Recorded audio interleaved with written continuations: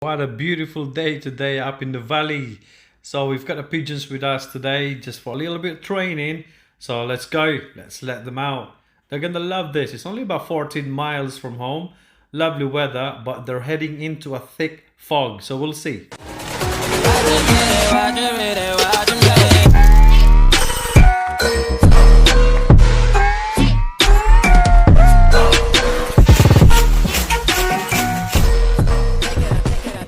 I still feel lucky about these training boxes that we got from eBay last time.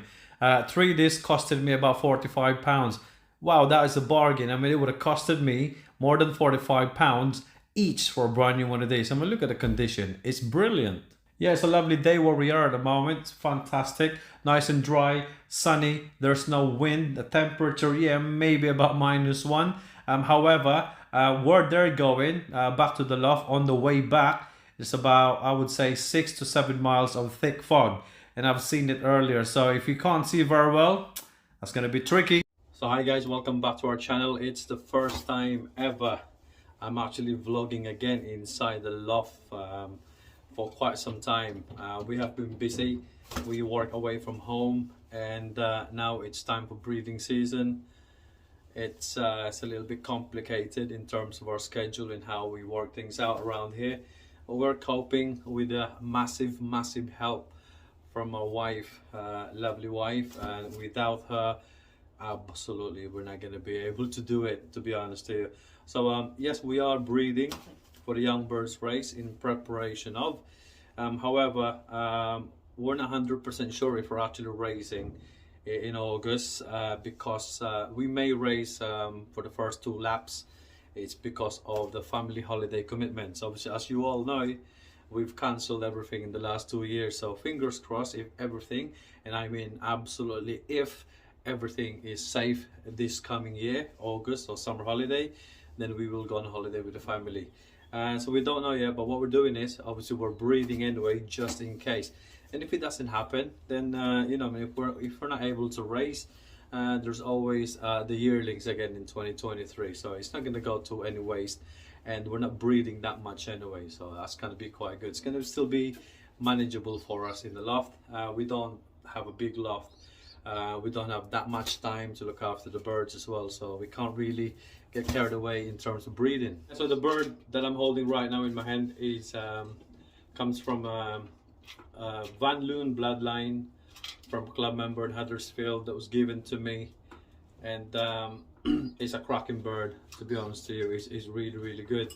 The pedigree is fantastic, and so I'm looking for a hen to pair it with at some point. So tomorrow morning, or tomorrow just before lunchtime, we're gonna go and visit our friend Simon Kennedy in Manchester area, and I'm hoping to get a decent hen to pair this with. Again, it may be too late for me to pair this, I think, or maybe not, to raise the youngins this coming summertime here in the UK. However, we're gonna breed them anyway, 2-3 clutches, and see how it goes.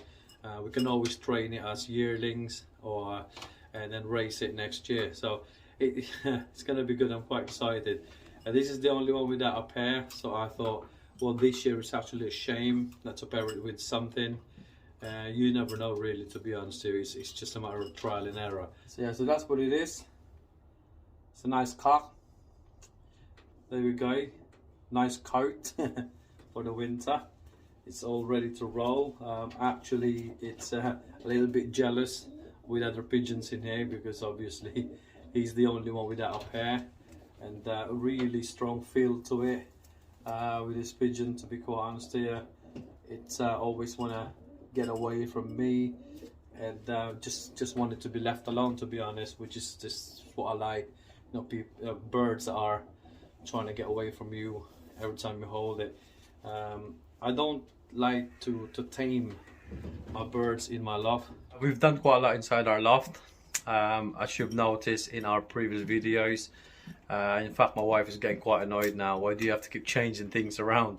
But in fact, what she doesn't realize is I change things around because of her, because she's the one who's looking after the birds, trying to make things easier for her to access the loft, and to feed and change the water of the birds, because I work away kind of well, 2 days 2 nights in a row, and that kind of thing. But I'm always here on the weekend, which is quite good, and midweek as well.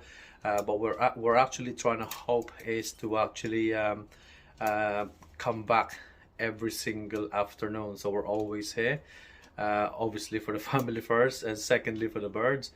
And that's probably the only way I could focus on pigeon racing if I'm here, more than being away a lot of time. Like everybody said to me, I've met a lot of pigeon fanciers that have been doing this for quite some time, and also produced some good results with the likes of Simon Kennedy, the likes of Alex and John Mella. I'd also like to thank Mr. Costello and Dom Hayes, Robert List, and Roy Antunes from Doncaster. These are the guys that are actually taught me quite a lot of things in terms of pigeon racing. I'm very new to this sport.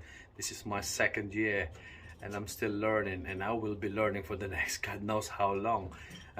It's fun, it's enjoyable, and the only reason why I actually enjoy is I think pigeons are intelligent. I mean, if they bore me to death, then I probably wouldn't carry on, to be quite honest to you. I find it as a challenge, the way the pigeons actually behave, the way they think, and how it's just everything about them is quite good. So they keep me going, and therefore I'm occupied, and I love this game. This is how it looks like now inside the breeding section. There we go. They're all kind of sitting there peacefully inside their individual boxes, and the floor is fantastic as well. Before, we never used to have the grates, so I used to scrape whenever I can. The birds get really dirty, the floor is always wet, and so I've come up with these, and I've been looking for this kind of grates because they're the cheapest one in the market. I bought this secondhand from Marketplace on Facebook, so I was quite lucky, and yeah, just basically budge it up, and it actually does the job, if you can see, as you can see. And yeah, as you can see, the floor is dry. You know, you can monitor the droppings. I mean, there ain't gonna be a lot of droppings here eventually. It's mostly gonna be in the boxes, purely because I'm only gonna let them out as a colony for when they have a bath outside in the aviary when it's finished, and also to get a bit of exercise. I do prefer to keep them inside there, so I know exactly what's going on. We do have quite a lot of aggressive birds in here, and I will show you some pictures later towards the end of this clip.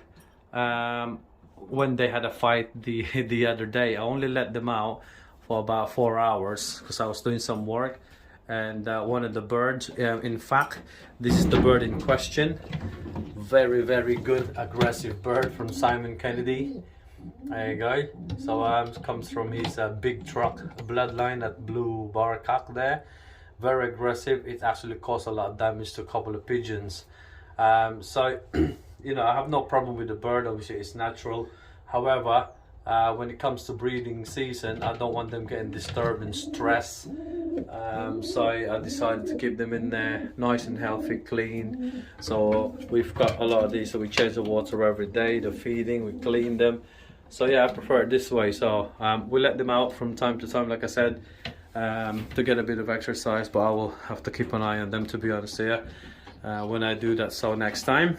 And that's gonna be the window where they can come out in and out when I finally get the aviary built at some point, which will be all across there, but it's not going to be as big as what we used to have. And as you come out here towards the young birds section, as you can see, all the floors now have grates on them, and there is a door actually, so let me just go past this bit. There you are. This is where the young birds are gonna be. The reason why I chose this section is this is where we have this partition, and then I thought about when we do the darkening systems that I won't have to spend more money on buying more wood just to cover things up. So it's already there, so all we need to do is we've got the door here anyway. It's a bit of a budge again because I'm not really, you know what I mean, spending a lot of money in this loft, to be quite honest here. because there is a plan, and the plan is, if we do well, relatively well in pigeon racing, the next year or so, then we will invest in a really good loft. So that's the plan. Well, at least I need to tell the wife first, don't I? So that is the door. All right, that separates the young bird section to the breeding section inside there. As you can see, have a quick look there. There you are. Right, okay. Going back to the darkening system, like I said earlier, we've already got this partition in here, which is made of MDF. Well, it's not MDF, actually OSB board. So when we do darken the young birds at some point, and all we have to do is cover that up. Okay, the partition door and that bit over there, the window, where the trap door is as well. So you know, I don't have to do any work around here. Maybe a little bit up there, but that is about it. So I decided to put the breeding section back in there and the young birds back in here. Therefore, all I need is all this, to be honest with you. Purchase, to be honest with you, for me, it works. I think that's all they need. They're slowly getting used to it. As you can see in my previous vlogs, these are the ones that we made. Still standing strong, look. It's not bent yet or anything. Look at that. It's lasting us quite a long time so far, and you know, I mean, we didn't spend a lot of money in this, to be quite honest, so maybe about £3-4 pounds. Now, going to the trapping system for the young birds. We've got the bob wires, okay, that's closed, so that's a bob wire in there at the moment. So like I said, there's no aviary there at the moment or anything like that, so birds are still getting a little bit confused, still getting used to the temporary platform that I put outside in there, so when they land, you know, they know. So it took them about a day and a half to get used to this again. We don't have any proper lock for this at the moment, so it's open. So we did this obviously just to prevent fox or anything like that getting in and absolutely you know, murdering our birds in the middle of the night. So that's what we have at the moment. The birds are out, as you can see, and in this section as well, again, we've done the, as you can see, the floor grades. I mean, I love this, so all I gotta do is clean this once a week and it's fantastic, you know what I mean? Look at the droppings, there you are, look at that. And that's how I want them to be at this time of the year. Look at this, brownish, rounded, marbly, brilliant. I would love to breed a lot of young birds to raise, to be perfectly honest with you, at least 40 odd birds. However, I don't get the time for it. I could make the space for it. Unfortunately, I won't have the time for it. It's not fair on the pigeons as well, and also it's going to be very expensive. And plus you're only breeding, plus you're not raising, and I'm not going to be able to look after them the way that I want to. So I decided just to keep maximum of 20 young birds for the next young birds race. At the moment we have the yearlings and the late breds all together in about 19 to 20 at the moment so far. Fingers crossed they're still about. So yeah, you know, I mean, it's manageable, but obviously it'd be nice to have a few more on top of it, but we'll see towards the kind of middle of the year and see how we get on in terms of work wise. I mean, I did request to change my schedule to day runs, so I don't have to be away from home. So that means I suppose Monday to Friday it'll be like leaving in the morning at 6 or 5:30 in the morning, and then be home for about 5 or 6 in the evening. So that'll suit me. It's gonna be a little bit tiring, but we'll have a go. We'll see about that. This is what it looks like at the moment. There we go. So we're still thinking about exactly what we're gonna do. It's not gonna be a big aviary rig, and it's gonna be something manageable. I mean, we have a lovely view at the back of here, and I don't really wanna cover that up. As you can see, all the mess in that corner as well, and in that right corner, we've got some good woods. We're gonna recycle them and use them again. Plus, obviously, look, all these grills, so we're gonna be using for floor grates. I know at some point it's gonna happen. We're gonna have to build another loft or another couple of sections for the stock loft, and this is where it's gonna be, guys. We're just gonna attach it to the existing loft and make the use of all the space that we have left there at the moment. So I don't really wanna occupy every single space that we have in our garden, so that's where it's gonna be. Nice and compact. What a lovely day today. To be honest with you, it's actually been foggy. The sun's just come out when it's just about to come down again. But there we go, ho hum. We'll see you again tomorrow. If the weather is nice, we're gonna do some work. Alright.